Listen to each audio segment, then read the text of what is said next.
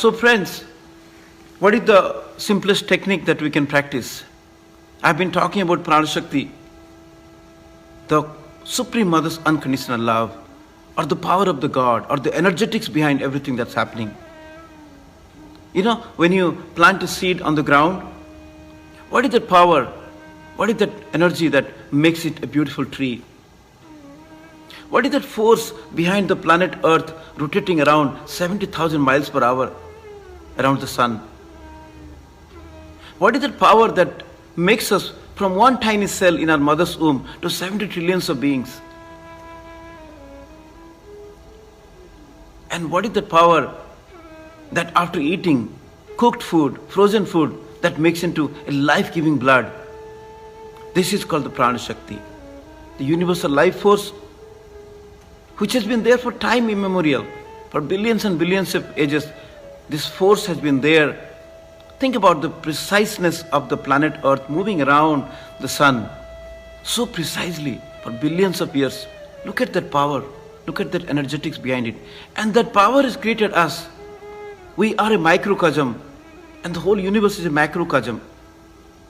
We are a part of the whole. Just like if you look at the ocean, a tiny drop of that water has got all the characteristics, all the properties of the ocean itself. So likewise, we all human beings are part and parcel of the entire God. So if you think about in object-oriented programming, the God is an abstract class.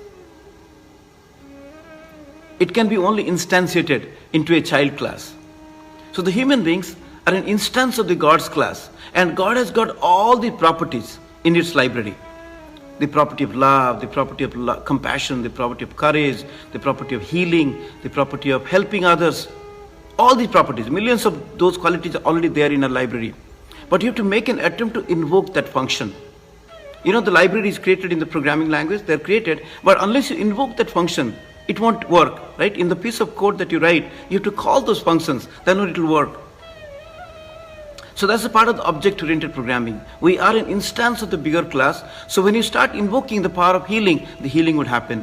When you invoke the power of courage, the courage would come to your life. When you invoke the power of immunity, the immunity will get into our life. When you invoke the power of calmness, the calmness will settle down into our life. And the stress will go out. So now this is limited object-oriented programming. But now, let's talk about subject-oriented programming. Like the subject who is experiencing life with these objects, the millions of different objects in the universe, is more powerful. That's what the Bhagavad Gita talks about. The sense organs are more powerful than the objects in the world. Like the sun may be very powerful, but if you close your eyes, does the sun have the power to open your eyes? No.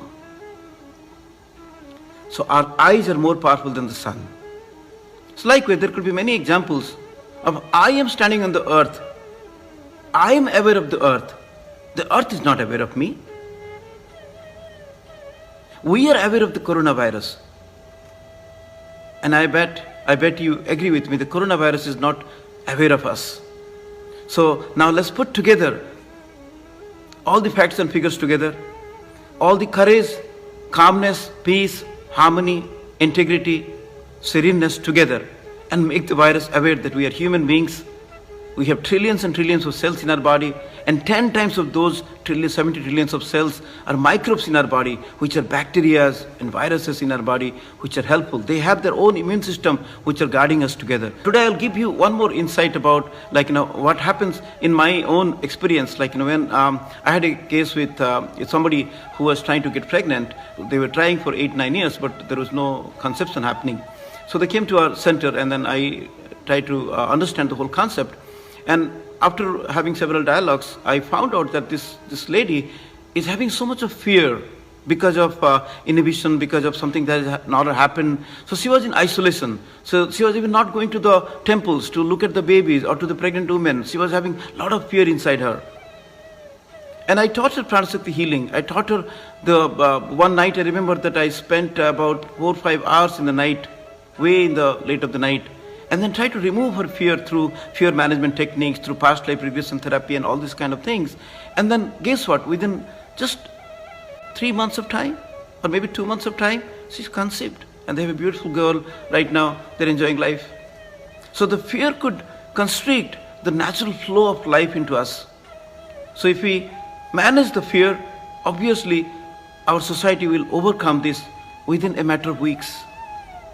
So let's join our hearts, just join our minds, let's join our hands together and pray for the warrior doctors, to pray for all the people who are helping us right now. So let's give them the faith. They have already got the faith. Now let's compound that faith with our prayers. Now compound that faith with our meditation. So as usual, we do Pranashakti healing meditations in our heart center.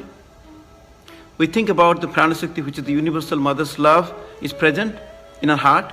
And heart is like a symbol of an Om. When you just focus on your heart center and try to invoke this Pranashakti mantra with your in-breath and out-breath 5 times on each, then just little go into that deeper silence, you create a beautiful aura around yourself.